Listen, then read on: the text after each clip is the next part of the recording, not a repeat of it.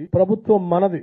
Film industry you can own this government and government is owning the entire film industry. మీరు ఏ చిన్న అవకాశం వచ్చినా మేము మీకు సపోర్ట్ చేయడానికి సిద్ధంగా ఉన్నాం.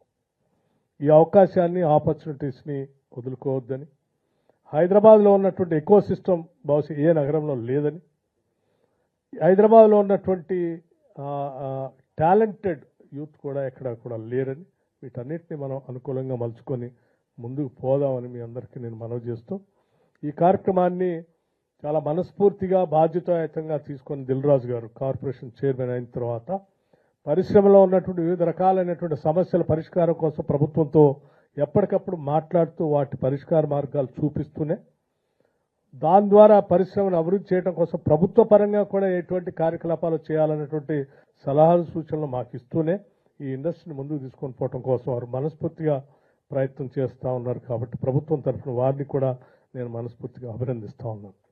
అట్లాగే జ్యూరీ చైర్మన్గా నియమించబడినటువంటి మణి శర్మ గారికి తెలియనటువంటి వ్యక్తులు ఇండస్ట్రీలో ఎవరు ఉంటారని నేను అనుకోవట్లేదు. తెలుగు సినిమా ఇండస్ట్రీ కానీ, సౌత్ ఇండియన్ ఇండస్ట్రీ కానీ, ఈవెన్ బాంబే బేస్డ్ ఇండస్ట్రీ కానీ, ముంబై బేస్డ్ ఇండస్ట్రీ కానీ అందరికి కూడా బాగా సుపరిచితులు, మంచి మిత్రులు కూడా.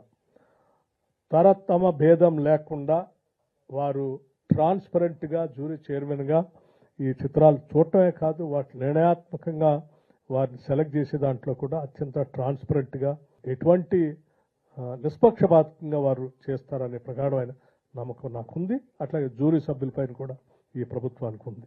అందుకే అందరినీ కూడా జ్యూరీ సభ్యుల్ని ఎంపిక చేసేటప్పుడు కూడా అన్ని రకాలుగా వెరిఫై చేసుకున్న తర్వాతనే ప్రభుత్వం మీ అందరిని నియమించింది. మీ మీద ఈ ప్రభుత్వానికి ప్రగాఢమైన నమ్మకం ఉంది. తప్పనిసరిగా ఆ దిశలో తీసుకుని వెళ్తారు.